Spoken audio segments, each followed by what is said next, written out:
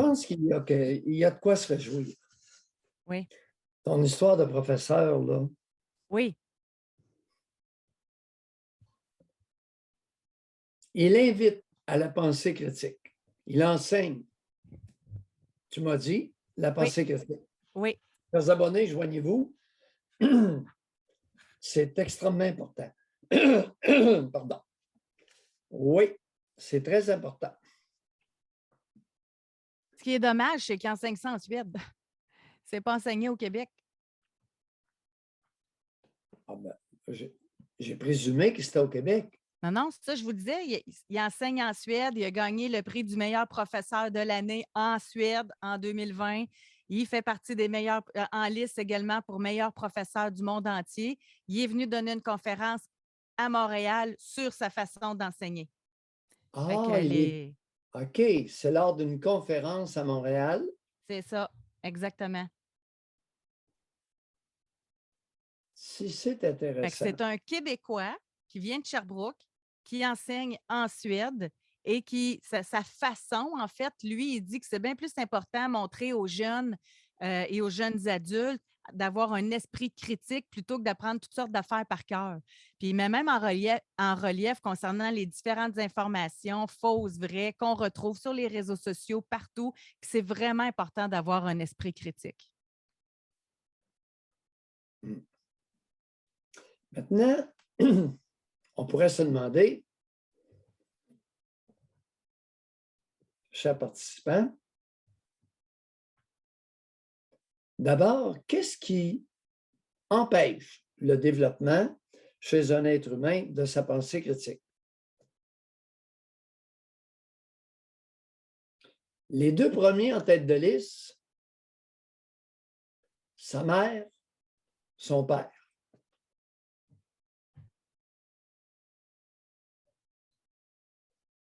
En deuxième, en deuxième place, toutes les religions et les sectes.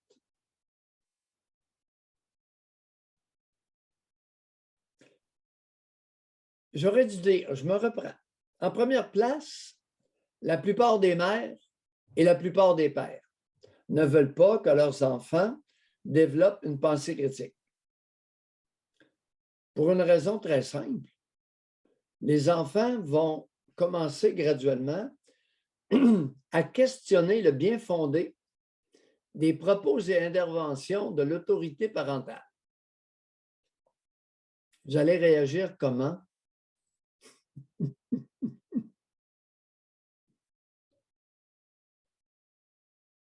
Vous vous souvenez de ma digne mère qui s'était insurgée parce que j'avais eu une discussion où je n'étais pas d'accord avec une de mes vieilles tantes. Elle me l'avait reproché parce que ma tante, à cause de son âge, avait raison. Et mon père de rétorquer, mère, non, ça ne vient pas avec l'âge, ça. Avoir raison ne vient pas, ça n'a rien à voir avec l'âge. C'est le bien fondé de l'élément. Donc, j'aurais envie quand même qu'on aille plus loin là-dessus.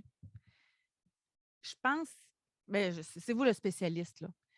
Mais regardez, malgré ça, vous avez un esprit critique. Moi, j'en connais que malgré ça, ils ont un esprit critique aussi. Ça se peut-tu que ce soit d'une génétique autre que le père ou la mère, ou que ça fasse partie de la personnalité de l'enfant qui, en grandissant, va de plus en plus l'exprimer, ou que ça va être plus facile pour ceux qui ont un père ou une mère qui encouragent ça. Mais ça se peut-tu qu'il y en a qui ont été écrasés là-dedans, mais que malgré tout, ils ont développé un esprit critique? Très peu. Très peu. Alors oui, il y a une partie qui est innée et une partie qui est acquise. La plus grosse partie est innée. Alors, un exemple de pensée critique, l'attitude de mon père, qui devant les enfants, où j'étais, dit à ma mère, non, non, t'as peu là. Ta tante, là, elle n'a pas raison parce qu'elle est plus vieille. Elle va avoir raison si son argument est meilleur.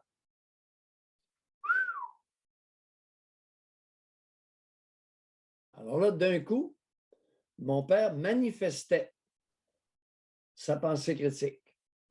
Et une des raisons pour laquelle il avait une pensée critique, il est devenu orphelin à 14 ans de mère et orphelin de père à 21 ans. Donc, il n'y a pas eu les nuisances parentales de l'époque. Mais vous, c'est Ouais. difficile à déterminer. Si on prend juste votre exemple, parce qu'on pourrait en prendre plein d'autres, là, moi, je me sens concernée par ça aussi, là. Mais si on prend votre exemple, ça vous a été montré, votre père. Mais en même temps, votre père l'avait. Fait que c'est-tu acquis ou c'est inné? C'est dur de...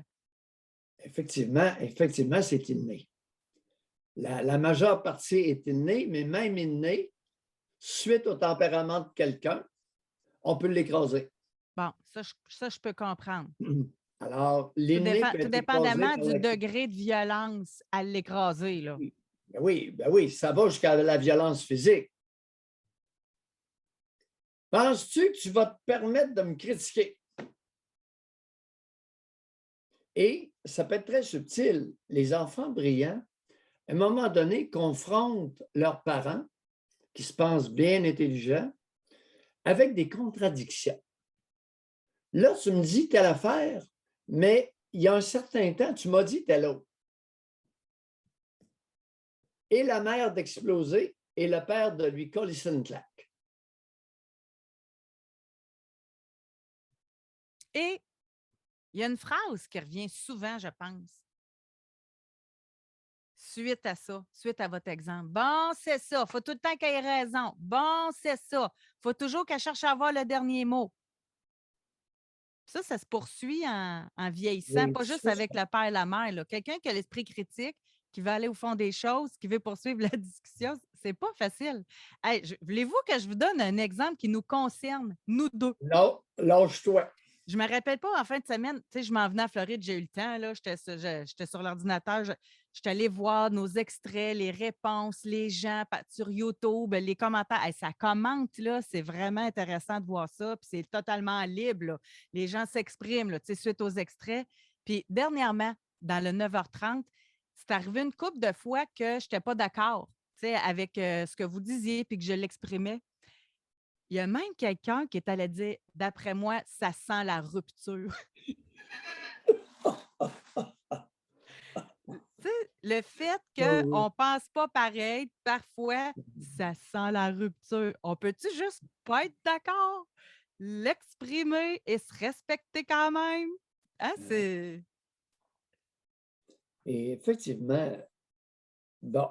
Alors là, tout à l'heure, je vous ai mentionné qu'est-ce qui interfère avec le développement normal de la pensée critique chez un être humain. Souvent, c'est deux parents. La secte et l'Église en deuxième place. Toutes les religions confondues. Toutes les religions et les sectes ont des dogmes. Un dogme, ce n'est pas compliqué. C'est une loi auquel il faut que tu obéisses, que tu te conformes. C'est moi qui mène, puis tu ne réfléchis pas à ce que je te demande. C'est un code de conduite imposé. Que j'ai raison ou tort, tu n'as pas à rétorquer. Tu as à obéir. Parce que Jésus l'a dit, Dieu l'a dit, Mahomet l'a dit, le gourou l'a dit, moi je le dis, Yahvé, etc. Ils l'ont dit, c'est écrit dans la Bible, dans le Coran, dans la Torah, dans les étoiles.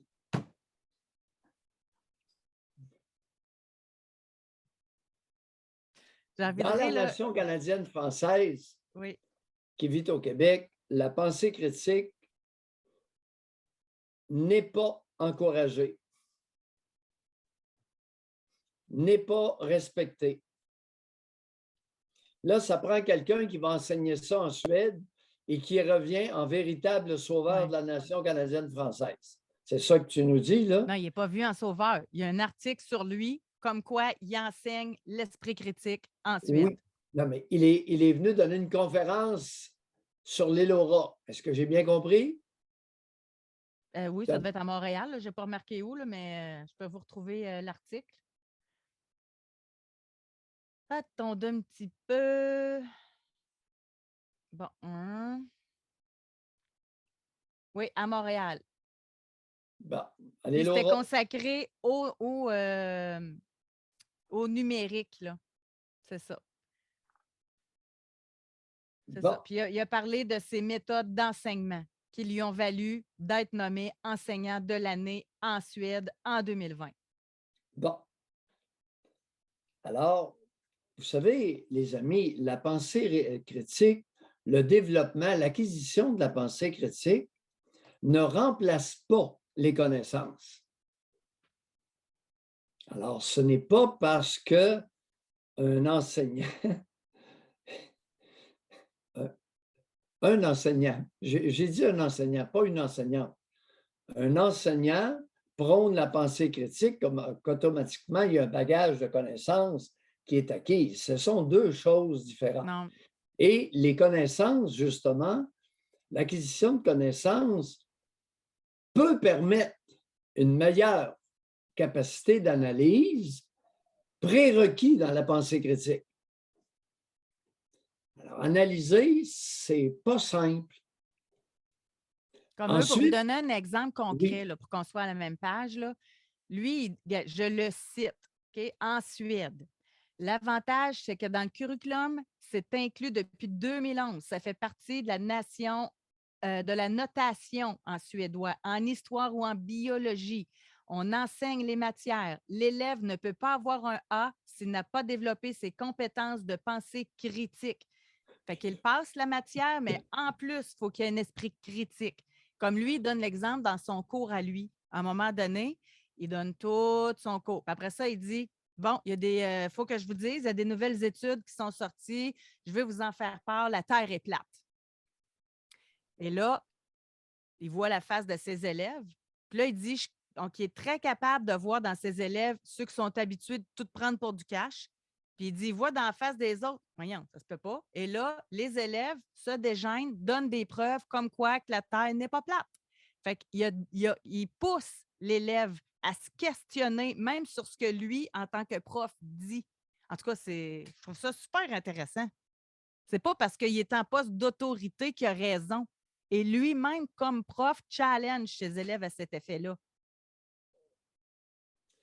vous savez, je lisais un article en fin de semaine d'une femme qui se lamentait, qui a été obligée de se séparer parce que son conjoint était devenu complotiste. Oui, j'ai vu ça. N'est-ce pas là meilleur exemple d'un individu qui, pour des raisons peut-être de maladie mentale, n'a plus aucun esprit critique. Mhm. Il visite des sites et épouse des théories. Donc, épousant des théories loufoques, sa conjointe dit non, moi, dorénavant, je ne peux plus embarquer, je ne peux plus suivre. Alors, l'individu se retrouve isolé avec ses charmants complotistes, puis des idées délirantes paranoïdes, présentes chez certains. Je sais ce que je dis, je suis psychiatre. Ça va loin. Mais la crainte de l'esprit de la pensée critique est plus grande, plus menaçante que sa présence. Qu'est-ce qu'ils ont fait, les Suédois, face à l'invasion du virus chinois? Seul peuple au monde. OK, on va passer au travers. On va prendre une couple de précautions minimales dans les transports en commun, puis advienne que pourra. Des virus, il y en a déjà eu.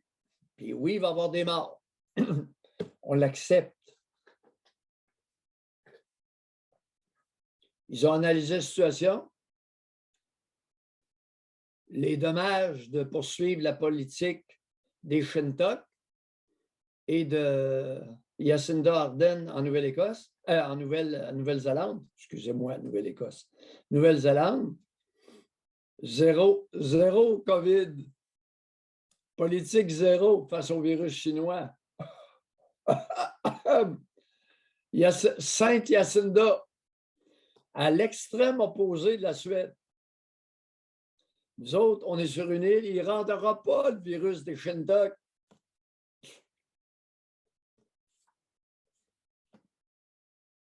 Alors, pensée critique, capacité d'analyse. Ce n'est pas dans les airs, ça, ce n'est pas dans votre tête. Prenez un texte. Prenez les enfants, 13, 14, 15 ans, les jeunes, 12, 13, 14, 15, puis vous leur faites analyser un texte. Prononcez-vous. Qu'est-ce que vous en pensez? Portez un jugement.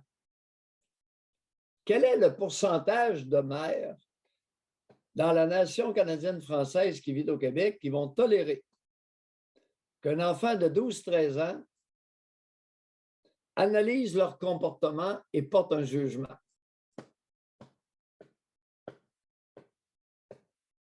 8%? 12%? Pas beaucoup plus que ça. Les pères nouvelle vague, exactement le même chiffre. Pardon? Là-dessus, je dirais père tout court. Pas nécessairement père nouvelle vague, Doc. Père tout court. Un père Ah oui? qui accepte que sa fille le remette en question ou père tout court, là?